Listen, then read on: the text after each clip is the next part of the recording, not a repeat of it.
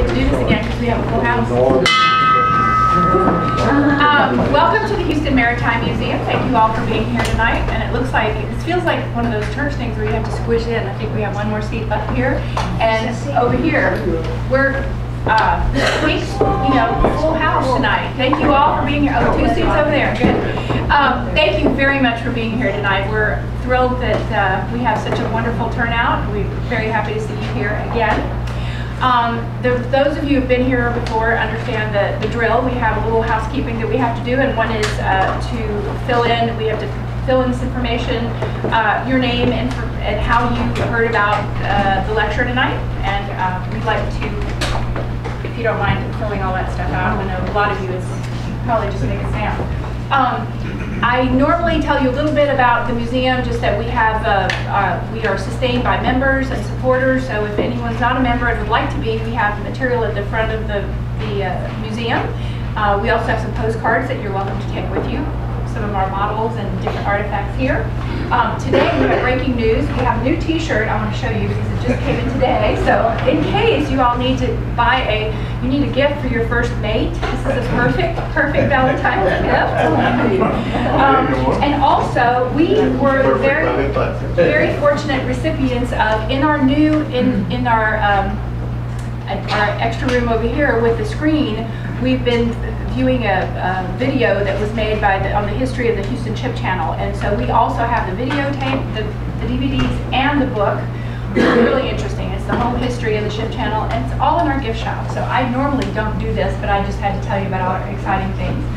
Anyway, because we have this incredible speaker here tonight, which we're very excited about, I don't want to delay the program, but I'd like to introduce Andrew, who I think, obviously you're all here because you know why he's here. So I think instead of my telling you a lot about Andrew, I'm going to just introduce him and ask him to please get started on his program tonight. Thank you very much.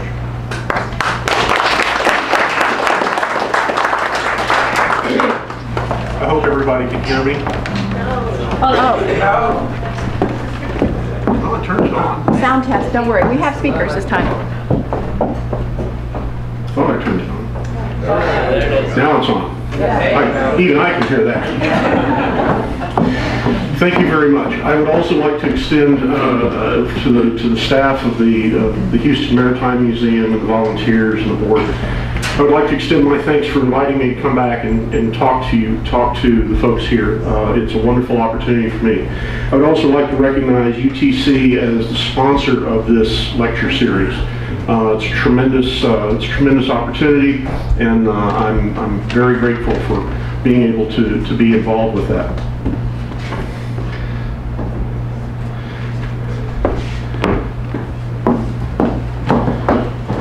I think I messed up the focus a little bit. That's a little bit better. Is this good for purposes of videotape? Wonderful. Okay, thank you very much. I'm particularly thrilled and happy to be able to speak to you this month, in February of 2015, because this month, February, is the sesquicentennial. It's the 150th anniversary of some of the more important things that happened in the Galveston area connected to blockade running during the Civil War. Specifically, last week, there were several events that I'm going to talk about tonight. As many of you know, those of you who are from this area know that February is not the best time of year for weather on the Texas coast. This is Galveston. This is Galveston at about 7:30 in the morning.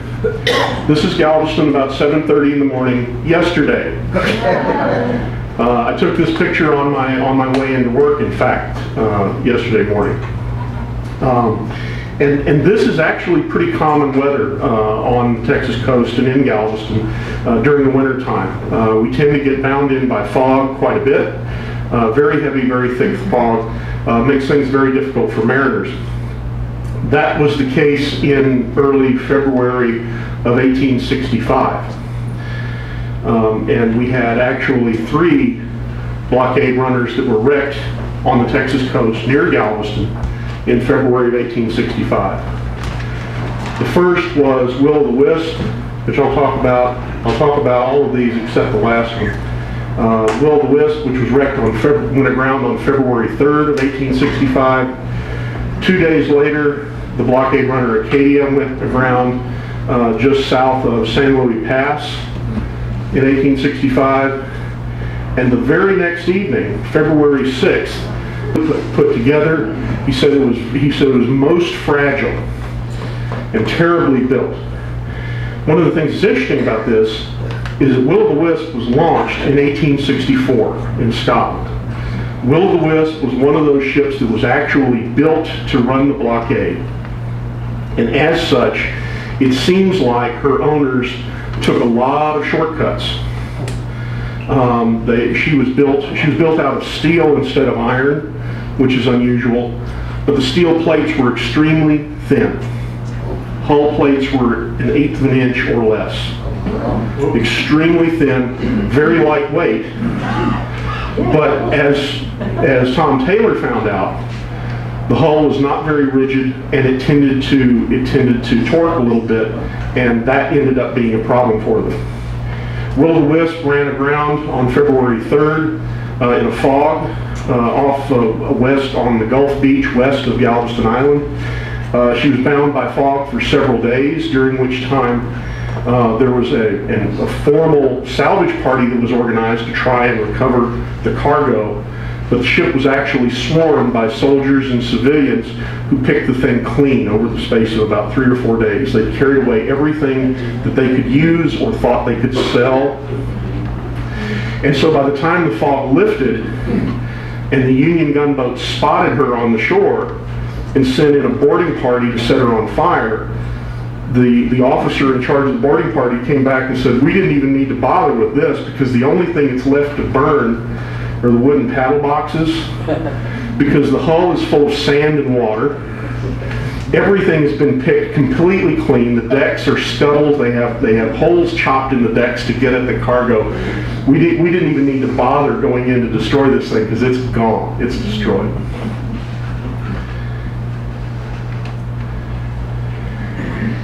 Will o' the Wisp was believed to have been found in the early 1980s. Off the Galveston beach, off the seawall at around 70th Street. We think now that that's probably a misidentification, because after Hurricane Ike in September 2008, the Land Office, the Texas General Land Office, issued contracts. It was not built in the UK like many of these late war blockade runners. Acadia was actually built in Canada. They didn't, in the 1860s, have a tradition of iron shipbuilding in Canada, and so Acadia was actually built of timber. But as far as we know in hull form, she was very similar to the Irish Sea steamers and the Clyde steamers that were being, like Will o' the Wisp, that were being used for blockade running.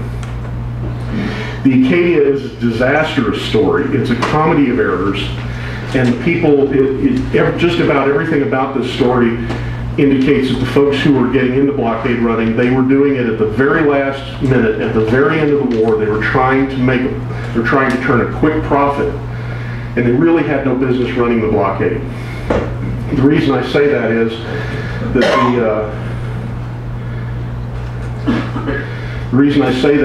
that when they approached the Texas coast, as I said, during this entire week, the coast was heavily bound in fog. The pilot that they had hired to guide them along the Texas coast couldn't get his bearings, and he just gave up. He threw up his hands and went below to his cabin. He said, "I'm done with this." Not good.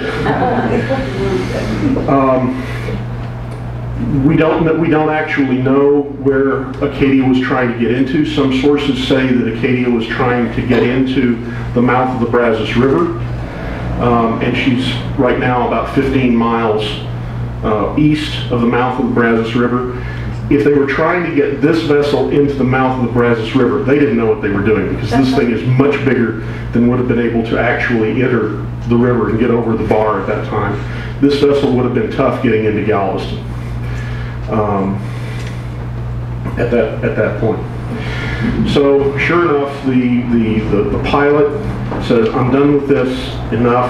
According to some accounts, it was a wooden hull vessel, but the compasses had not been affixed on deck in proper binnacles, and the ship had not been swung after she was built, which is a process that they use to adjust the binnacles for the magnetic compasses.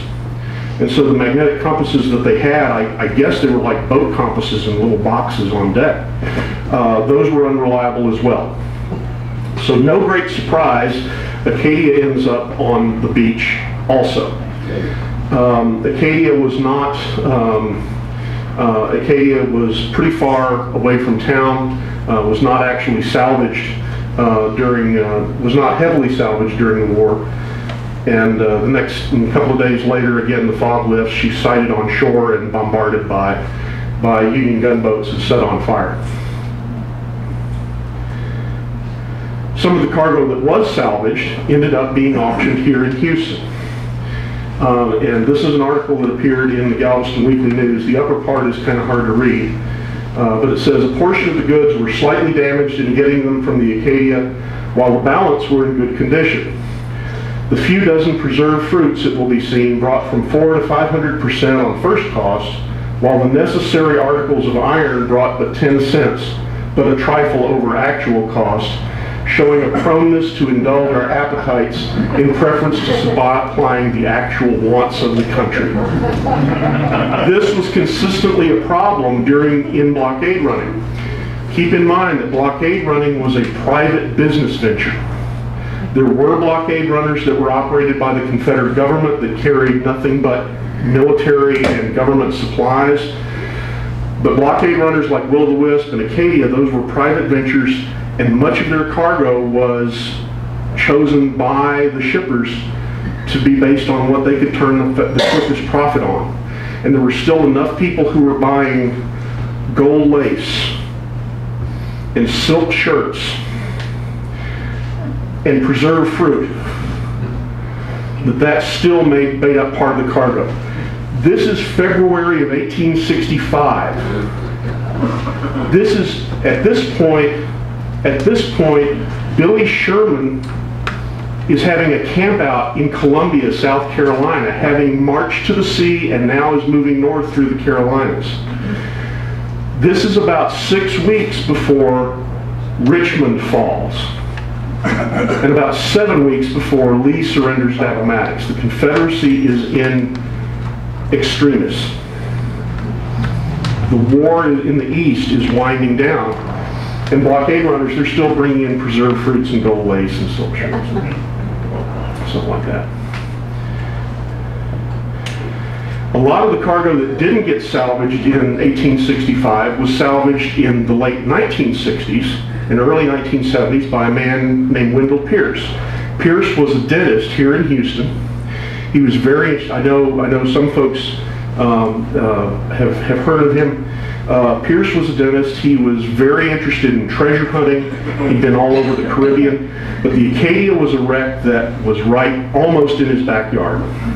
And he spent several years recovering materials from the Acadia and bringing them home and trying to preserve them as best he could. A lot of those materials are now in the collection at the Brazoria County Museum down in Angleton. Eventually, he had to obtain to become in compliance with state law, he had to obtain an archaeological permit and have an actual archaeologist work on the project. Unfortunately, Dr. Pierce passed away very suddenly, in I think 1973, and he never did compile, as far as we know, an actual site plan of the site. He spent years on weekends and holidays and stuff down there, diving by himself mostly. And he had worked out in his own mind exactly where everything was on the wreck and how the wreck was laid out and all the different features, but never got committed to paper. So unfortunately, we still don't, to this day, we've got lots of stuff, lots of materials that he recovered, like hinges and door keys and locks and lanterns and fancy glass doorknobs and all sorts of stuff. We've got lots of stuff that was actually recovered from the wreck but not actually a site plan of the ship, which would be tremendously useful in terms of archaeology and research. Anybody know what this thing is down here in the lower right? Coffee grinder. Coffee grinder, yeah, it kind of looks like that. It might help if I tell you the top of it is about this big around. That's exactly right. That's a flush toilet. And we don't actually know for sure whether that was part of the ship's fittings out on the sponsons by the paddle wheels, or that was actually part of the cargo. No one ever gets that.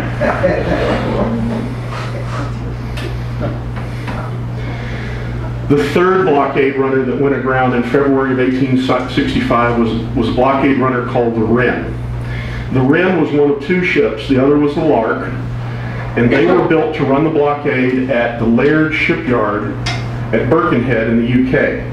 I know someone else here knows a Civil War ship that was built at Laird. Alabama. The Alabama, famous Confederate raider Alabama, was also built at Laird shipyard. The Wren and Lark were both built at Laird's late in the war. Both ran the blockade into Galveston. Wren, on the evening of February 6th, still in this fog, ran aground here, about halfway between South Battery and Fort Magruder. If you go down to Galveston now and you drive out on the seawall and the east end and you look out and you see the big condos that are built up there, that's about where the Wren was then. Sun came up the next morning, February 7th. The fog begins to lift. The Wren is spotted by the Union blockaders offshore. And they move in as close as they dare, because remember, there's still Confederate gun batteries out here. They move in as close as they dare and begin shelling the Wren. In the space of about 4 hours, they reportedly fired 103 rounds at the Wren. They hit with 3. All 3 of which reportedly passed right through the hull without doing any serious fatal damage. Well, as you can imagine, lots of people came out to see this stranded blockade runner being fired on. General Hawes, who's a Confederate commander here in Galveston, came out. There were some volunteers who came out from town to man the ship, because during the night the crew had been working so hard to get off the sandbar that they were just exhausted. So they took most of the crew off to let them rest and put people from on shore on the vessel. Finally, about 1 o'clock in the afternoon, combination of working the ship back and forth and the tide coming in and who knows what, they finally got the Wren refloated and brought the Wren around the end of the island and up into the harbor. Her passenger, by the way, for those of you who are familiar with local Civil War history, one of her passengers coming from Havana was a man named Leon Smith. Leon Smith was in charge of organizing and commanding the naval side of the Confederate forces during the Battle of Galveston in January of 1863. Leon Smith didn't actually hold a commission in the Confederate Navy, and he tended to use whatever title worked best for him at the moment. So you'll see him as Commodore Smith or Captain Smith or Major Smith. But in any event, he happened to be a passenger on the Wren, and he actually got out on the sponson and worked with the leadsman to help navigate the vessel back into Galveston Harbor. Okay, the Federals at this point are really mad. 103 rounds, they did it. Okay, they're determined to get the Wren. They really want this one because it was sitting right there and they got away. So that very night, February 7th, they organized a cutting out expedition. Cutting out expedition is a tradition in naval affairs. And it's what happens when you organize a group of ships' boats to go into an enemy harbor and steal one of their ships. It's a gutsy thing to do. So they organize a cutting out expedition from USS Princess Royal and from the flagship USS Bienville. And the cutters come in, they make first landfall at the Bolivar Peninsula, and then they steer southwest toward the harbor, in command of an ensign by the name of George French. Initially, they encounter two Confederate schooners that are anchored off Fort Point. This is about where the ferry landing is on Galveston, by the way. They encounter two schooners loaded with cotton, ready to run out. And French figures, well, you know what? We were not going to be able to, surprise is of the essence. We're not going to be able to get past these schooners. We're not going to be able to get past these schooners without being seen. So we need to take the schooners first. So the boarding parties go on board both of these schooners. They take them without incident. They capture both schooners. They capture 20 Confederate crew members on the two ships. And he organizes prize crews to sail them out through the channel and out to the Union fleet. He continues on and tries to get into the harbor to go aboard and destroy the Wren.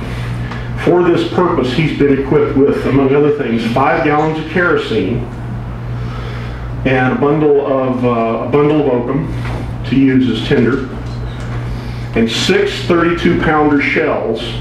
And his instructions are to take these 32-pounder shells and put them in the boiler and around the engines, so that when the fire gets going real good, these shells will cook off and wreck all the machinery. Unfortunately, both the wind and the current are against him, and he and his crew spend the next 4 or 5 hours trying to get all the way down into the harbor. And finally, it's getting close to daylight. Next morning, the sun's going to be coming up, and he says, we're not going to be able to do this. And so he lets his crew rest on their oars, and they actually drift back out to the Union fleet. They never got their main objective, and the Wren eventually escaped. They didn't get their main objective, but their consolation prize was those 2 schooners loaded with cotton. Because the 2 schooners were eventually declared legitimate prizes. They were both sent to New Orleans. They were adjudicated by a prize court, and the crews of the 2 ships that sent boats on the cutting out expedition ended up splitting about $18,000 between them, based on the sale of the ships and the cotton. So it was not bad for not a bad haul for a long evening's work.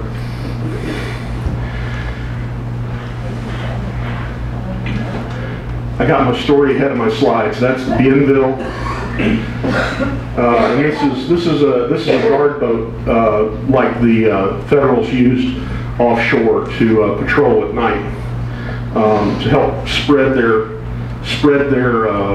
eyes, I guess you might say, for blockade runners running in and out. So how did we get to this spot? Well, as you know, in December of 1860, South Carolina seceded a little over 3 years before. South Carolina seceded from the Union. Declared we're no longer part of the United States. Several other states in the deep South tier, Georgia, Alabama, Mississippi, Louisiana, Texas, and Florida, followed suit. So by February of 1861, we're going back now 4 years, by February of 1861, that whole lower tier of the South had seceded. And everybody was focused on Fort Sumter in Charleston Harbor. Fort Sumter was a man-made fort. It was occupied by an U.S. Army officer by the name of Robert Anderson, and his troops were holding out at Fort Sumter. Fort Sumter was symbolic of Union authority, United States authority in South Carolina. And it was a raw sore that really, really bothered the secessionists because they couldn't get Anderson and his troops out. Finally, on April 12th of 1861, a little over a month after Lincoln assumed presidency, Confederates opened fire on Fort Sumter. They bombarded Fort Sumter for 36 hours. Eventually, Robert Anderson had to capitulate. Things moved very quickly after that. Anderson capitulated on April 13th. He formally surrendered, I think, on April 14th. On April 15th, President Lincoln put out a call for volunteers from the northern states to suppress the rebellion in the South. That was April 15th. April 17th, Virginia, which had been teetering on whether or not to secede, Virginia finally formally seceded from the Union. Virginia would go on to become the most important prominent Confederate state, arguably. After Texas, of course. But something else really important happened on April 17th that sometimes is forgotten about. Everybody thinks, oh well, Virginia seceded and that was important. But something really important happened in terms of naval events on April 17th, and that is that the new Confederate government under Jefferson Davis publicly put out a call for privateers to operate against U.S. shipping. Privateers had a long history in the West. Privateers are privately owned, privately equipped, privately crewed vessels that receive a license from a government to go out and capture, take prizes, and destroy enemy shipping. Privateering had been outlawed in 1856 in the Treaty of Paris, signed by the French, signed by the Russians, signed by the British, not signed by the U.S. Because the United States, up to that point, had always been a weaker naval power. And privateering was a tool, very effective tool, that the United States, first the 13 colonies during the Revolution, and then the United States during War of 1812, had used. So the United States never signed this treaty outlawing privateering. But it's still an important event because privateering was recognized, calling for privateers was recognized as an act of war. Universally, internationally recognized as a belligerent act of war. And that gave the Lincoln, that was on April 17th, that gave the Lincoln administration, that opened the door for them to declare a blockade of southern ports on April 19th. Action, reaction. And so that's why the blockade came about and was formally declared on April 19th. The United States, by the way, did not sign the Treaty of Paris until later, but they sent notification through diplomatic channels to the French and the British that the United States was not going to engage in privateering, and they didn't. So, in effect, for all intents and purposes, the U.S. government followed the Treaty of Paris while the Confederates didn't. The Confederates did organize some privateers, but they weren't terribly effective. In Galveston, as in other places in the South, the arrival of the war was greeted with great fanfare, lots of excitement. Because of course, you know, it'll all be over in 6 months and the boys will be home by Christmas, right? Sort of the epicenter of Galveston at that time was this building, the Henley Building. It still stands. It's currently under renovation. It's on the corner of 20th and Strand in Galveston. Still looks pretty much like that, actually. But you'll notice that up at the very top, one thing that doesn't exist anymore is there was a cupola on top of the building.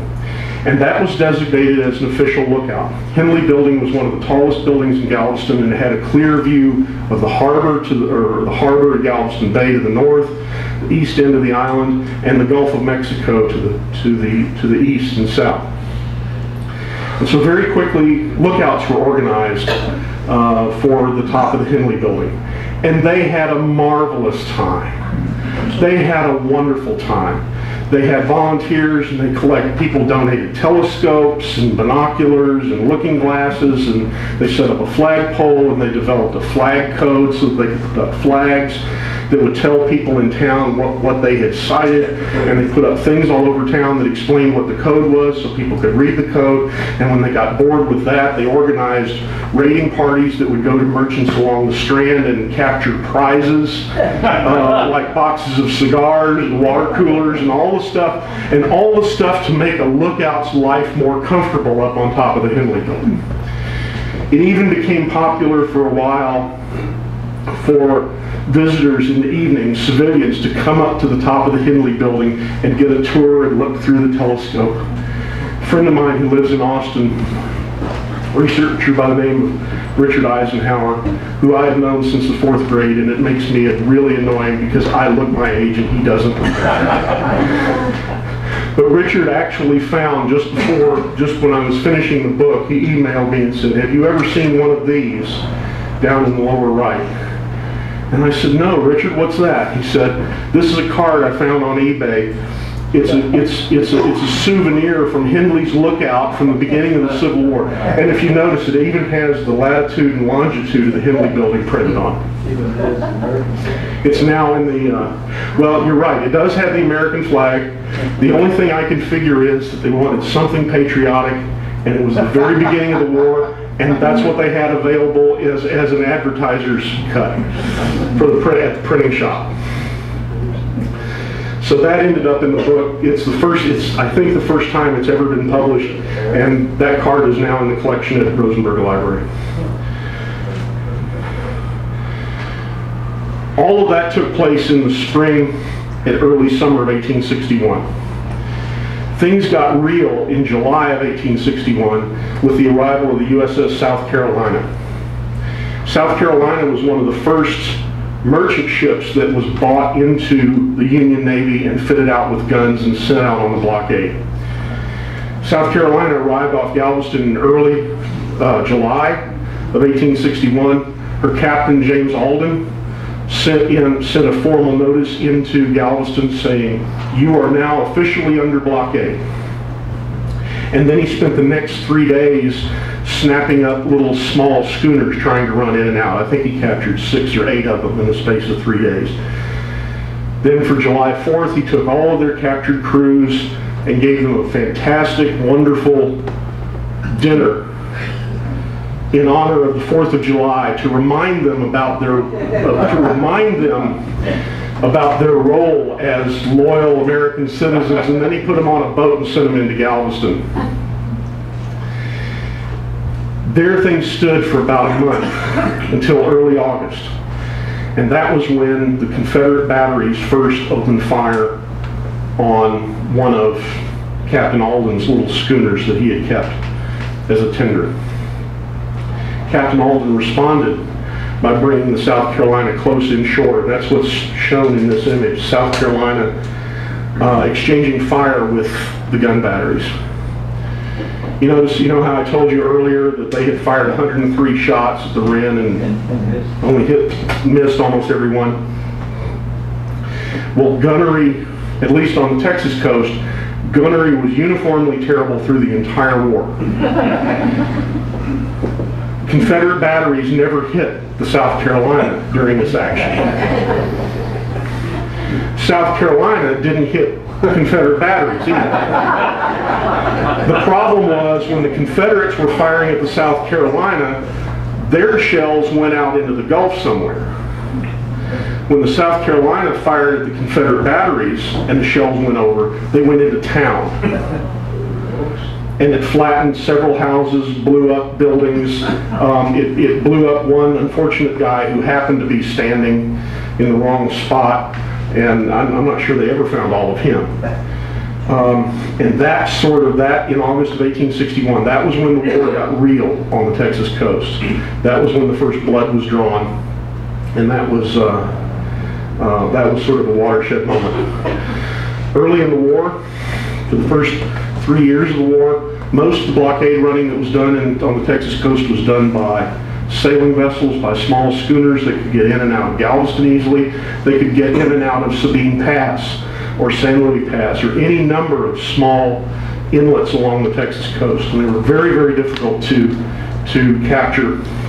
And the success rate during the early part of the war, even for these sailing vessels that were dependent on the wind, their success rate was somewhere around 90%. Almost all of them got through. Of course, the more you run in and out of the blockade, eventually those statistics catch up with you. But on any given run, they had a very good chance of getting through.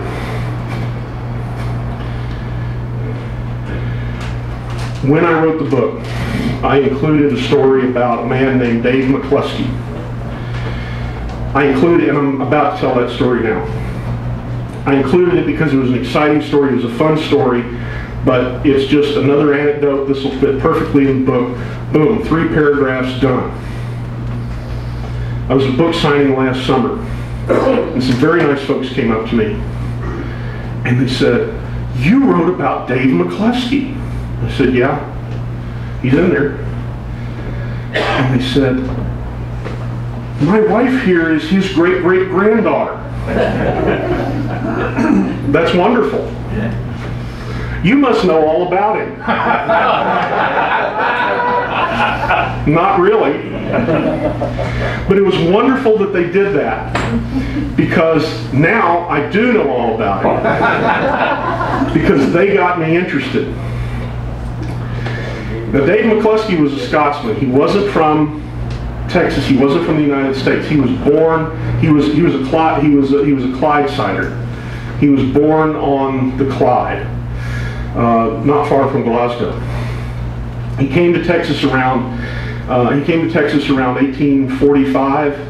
When he was around 15 years old. We don't know exactly how he came to be here.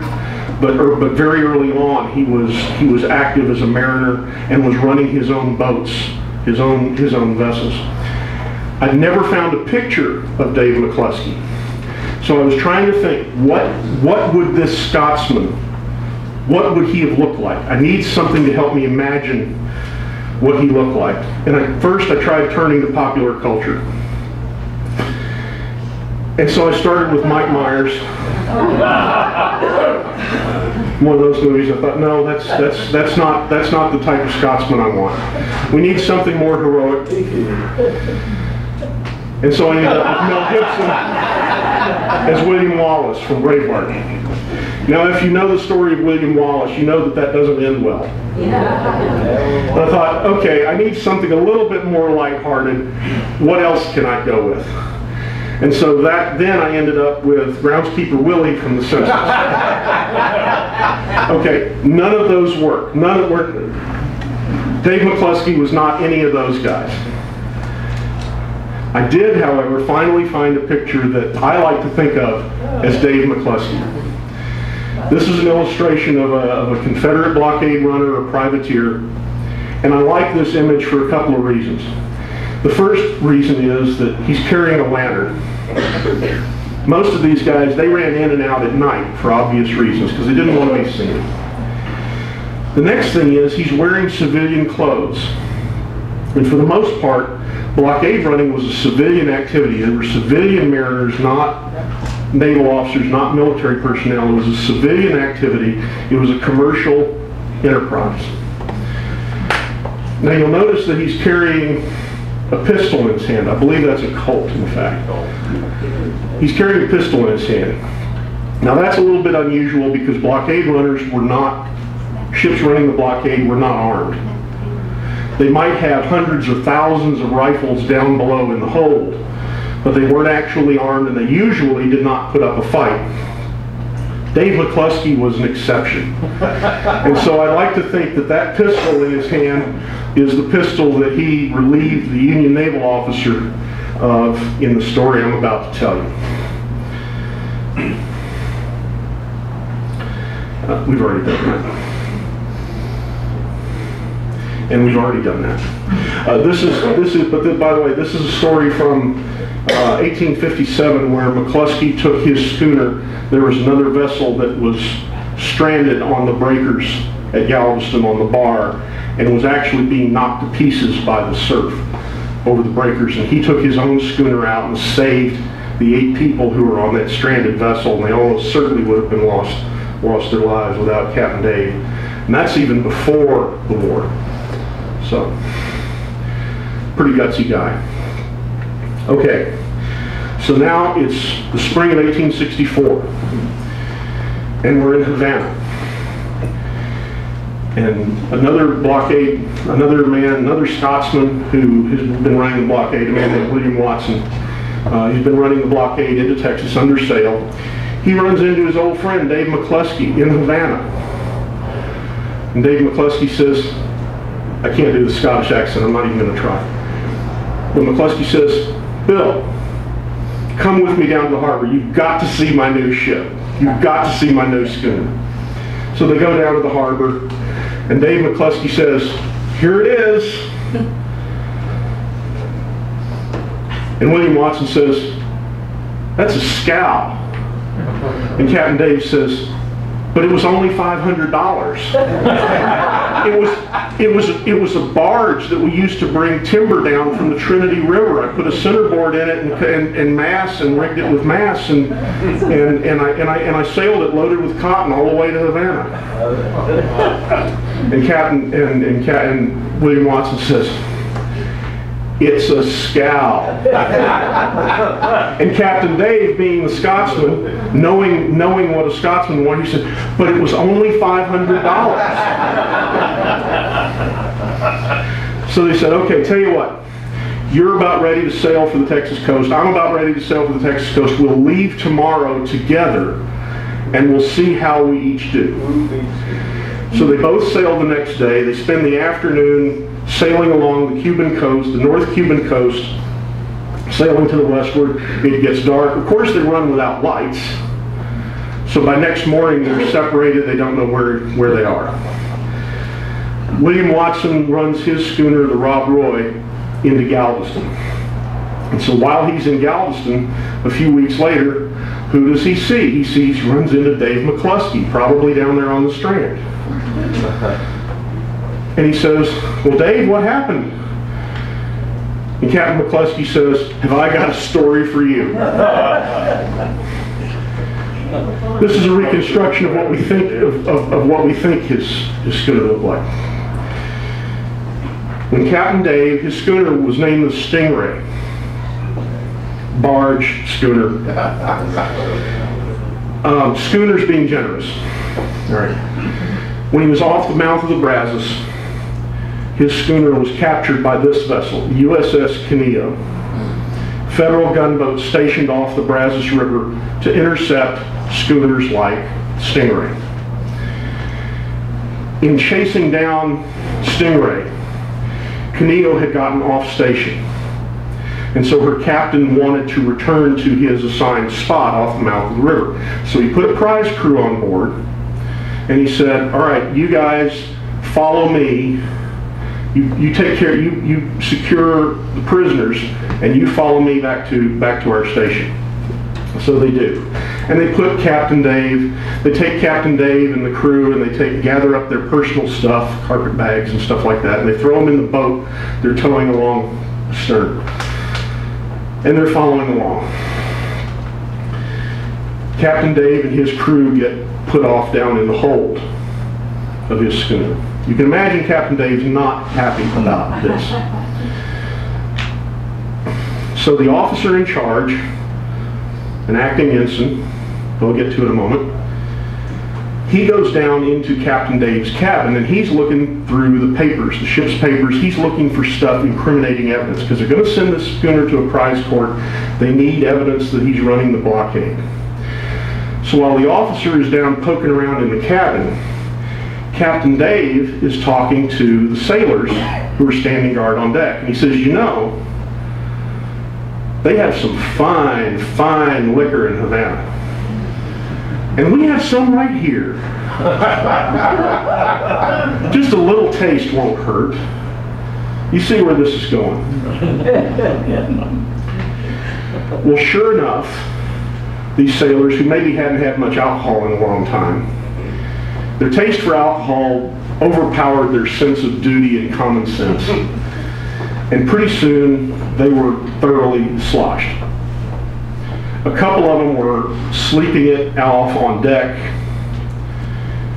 The ensign comes up from Captain Dave's cabin, sees what's going on, and Captain Dave grabs him, relieves him of his pistol. You know this happened because you saw it in the picture, right? Relieves him of his pistol, pushes him off down into the hold. One of the Union sailors who's been asleep on deck, he's awakened by the commotion. He tries to get up. He falls overboard. Captain Dave takes a spar and throws the spar off into the water so the guy he'll have something to hold on to so he won't drown. One of the other Union crewmen hightails it back for the boat they're towing astern, and he cuts the painter and drifts off, and drifts off. And Captain Dave turns the bow straight for the beach. Several minutes before the officers aboard Cadia realize what's going on, they turn and give chase, but by then it's too late. Captain Dave is too far away. He runs up into the shallows where Cadia can't, it's too shallow for Cadia to follow, and he runs his schooner slash barge very gently up on the sand, and a troop of Confederate cavalry come riding up over the dunes to discourage a Union landing party from following. Captain Dave got his schooner back, and he ended up with 5 Union prisoners. And the captain of Cadia had a lot of explaining to do. So that's how Captain Dave got his schooner back. Postscript to this, a couple of weeks later, Captain Dave went out, after he got to Galveston, he went out on a board of truce boat to the Union fleet off of Galveston.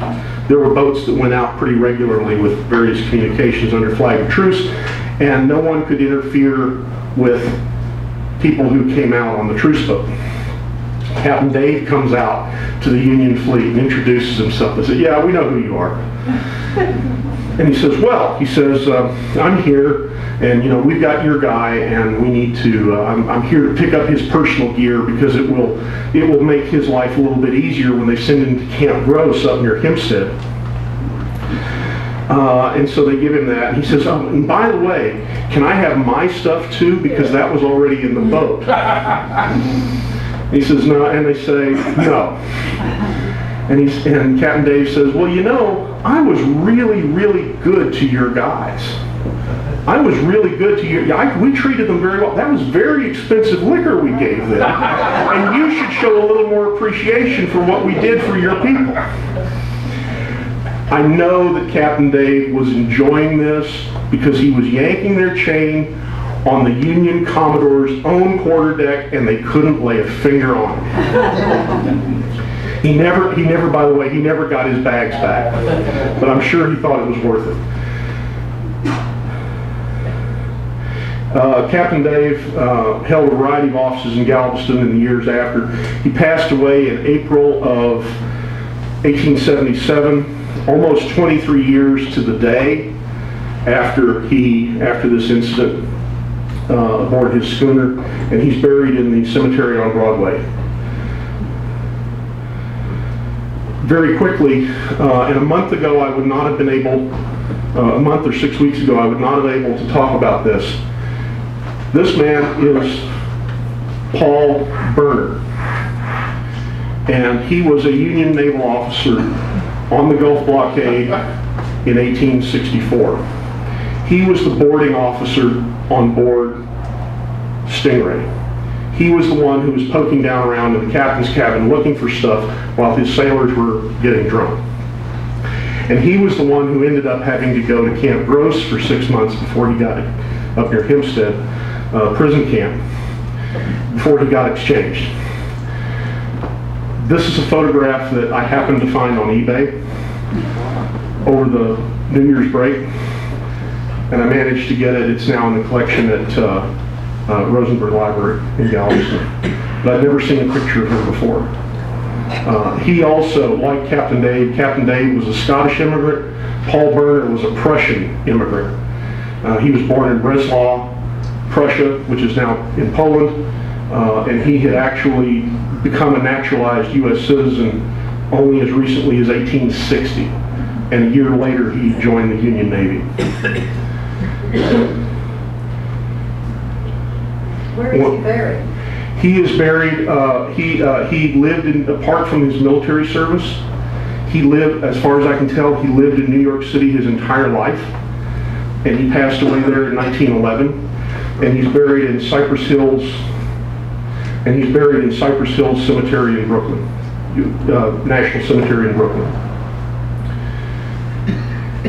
One of the other, just very briefly, one of the other interesting things about Paul Burnett case file, if any of you have access to Fold 3, which is a subscription service that has military records, Paul Burnett's pension file is 50-something pages long. It's a very long, very, very complex file. And one of the things in it is a copy of his honorable discharge from January of 1866. And about a year after his death, he died in 1911, about a year after his death, the former commander of his Grand Army of the Republic post, the Grand Army of the Republic was an organization for Union veterans. The former commander of his GAR post was going through a bunch of old papers and found Paul Burnett's discharge. And he knew that Burnett had passed away. Burnett left no widow, he left no children, he left no family. And this former GAR commander didn't know what to do with it, so he sent it into the Navy. And it ended up in his files, in Burnett's files in the National Archives. And it's actually signed by Gideon Wells, Secretary of the Navy.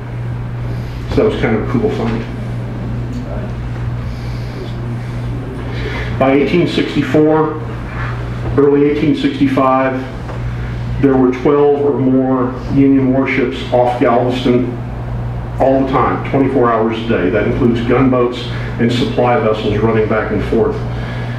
This is an image that was actually drawn by someone in Galveston sketching out all the Union warships offshore. And you'll notice that they're all numbered. Unfortunately, if there was ever a key that identified which ones they are, that's been lost. But this is also down in Rosenberg Library. Several well-known blockade runners came into Galveston. Probably the most famous was John Newman Maffitt. He's very well known for being commander of the Confederate Raider Florida. But late in the war in 1865, he ran the blockade runner Owl into Galveston. I won't tell that whole story, but it's a story very similar to that of the Wren, with the exception that he got grounded on the shoal and they got his ship off and into the harbor before daylight. And the Federals never actually knew he was there. Finally, who recognizes that house on the left? McCoy. Say it? It's Appomattox. That's right. That's the Wilmer McLean House at Appomattox. Appomattox Courthouse, Virginia. And most people, if you ask, well, when did the Civil War end? They'll point to that house and they'll say, Robert E. Lee and Ulysses S. Grant signed, Robert E. Lee surrendered the Army of Northern Virginia to Ulysses S. Grant in the front parlor of that house in Virginia on April 9th of 1865. And that's true, but it's not the end of the war. The Confederate government never surrendered, and there were Confederate units all over North America that surrendered in ones and twos and bits and pieces. There was the famous Confederate Raider Shenandoah that showed up months later in Liverpool, having learned that the war was over. The Shenandoah's commander decided he would take a ship all the way back to England rather than surrender to U.S. authorities. For my money, though, the American Civil War ended right here. This is a ship called the USS Fort Jackson. And Fort Jackson was the flagship of Commodore Benjamin F. Sands.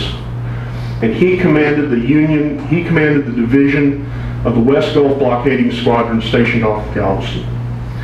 And on June 2nd, almost 2 months after Appomattox, on June 2nd of 1865, General Kirby Smith, the commander of the Confederate Trans-Mississippi Department, which covered the entire Confederacy west of the Mississippi, Arkansas, parts of Louisiana, Texas, Indian Territory. Kirby Smith and John Bankhead Magruder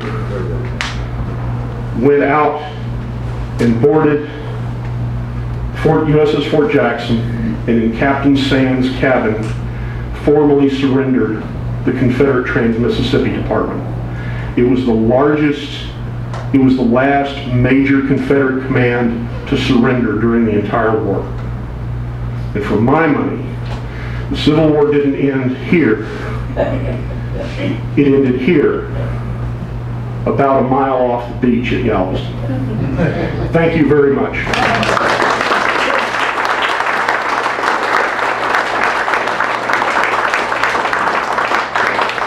I would like to thank you for being indulgent and letting me go a little bit longer than I should have. I apologize for that. I think there are probably some questions, so I'd be happy to answer some questions. What role did Commander Frederick Croker of the Battle of Sabine Pass have to do with the blockade runners? Any? The Battle of Sabine Pass is actually tremendously important. I can't speak to Crocker specifically. The Battle of Sabine Pass is tremendously important. My friend and colleague Ed Cotton was talking about this just the other day. In 1863, there were a whole series of events that really did shape the war in the western Gulf of Mexico. The first was the recapture of Galveston on January 1st of 1863. Galveston was intended to be a staging area, a logistics point, a landing point for a major federal invasion of Texas. That got put on hold when Confederates recaptured Galveston. Their initial reaction was to send a flotilla under Commodore Bell to retake Galveston. And they were prepared to do that. They were almost to the point that they were going to do that on January 11th of 1863, 10 days later, when the Confederate raider Alabama showed up and sank one of their gunboats, the USS Hatteras. That same month, Confederate gunboats came out from Sabine Pass and captured 2 small Union vessels.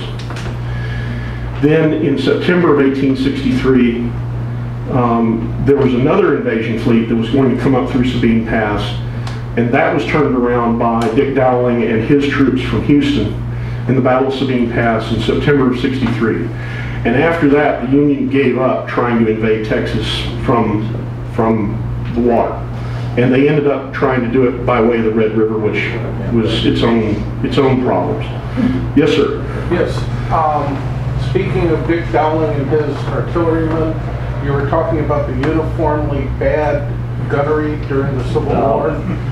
Battle of Sabine Pass was the one exception to that, because those guys had been practicing for about 6 months. They had aiming stakes, and their fire was absolutely deadly.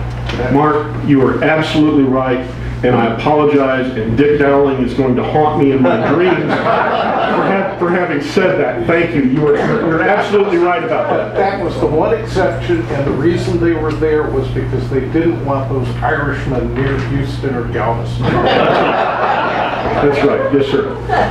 These paddle-wheeler that were the blockade runners, how fast could they go? The blockade runners, how fast could they go? I apologize if I've hurt anybody's hearing, because sometimes I'm not used to wearing a microphone, and sometimes I talk a little loud, and I apologize about that. How fast could the blockade runners go? Typically, for short bursts, they could do anywhere between 14 and 17 knots, which was quite fast for that time period. I know one of the most successful blockade runners on the Gulf Coast, first at Mobile and then at Galveston, was a ship I haven't talked about tonight, which was the Denby. And the Denby could only do about 8 knots. But Farragut and his flag captain, Percival Drayton, they spent a lot of sleepless nights worrying about the Denby, and they reported that the Denby's success was not because of her speed, but because her captain was smart and was clever, was more clever than fast. Were the steamers, were they all side wheel? Because I didn't see side wheels on some of the pictures. They were not. They were some of the blockade runners had used screws. Side wheeled more often than not. The blockade runners were side wheelers, and very often there was I think a higher proportion of screw vessels among the blockading fleet. But there were both on both sides. Thank you very much.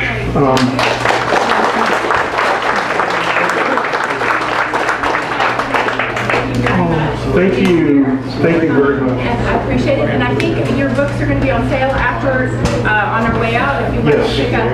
Yes, I have. All the way in the back. I have my book, Blockade Running on the Texas Coast. I'm going to have those in the room at the front of the museum. The Merchant Marine room. So go straight back. Go past the North Wind, and it's right there.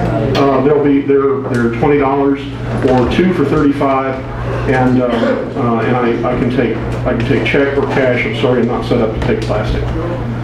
But so I'll have those. I'll be happy to sign as many of those as you like. Thank you. Thank you very much. Thank you. You do. It'll be another maritime subject.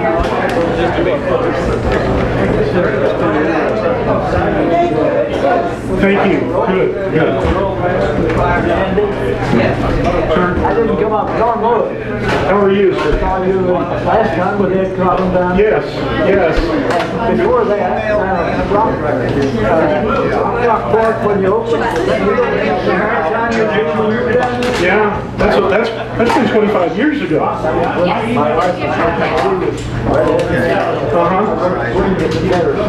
Right. Fantastic. Good to see you again. Good stuff. Thank you.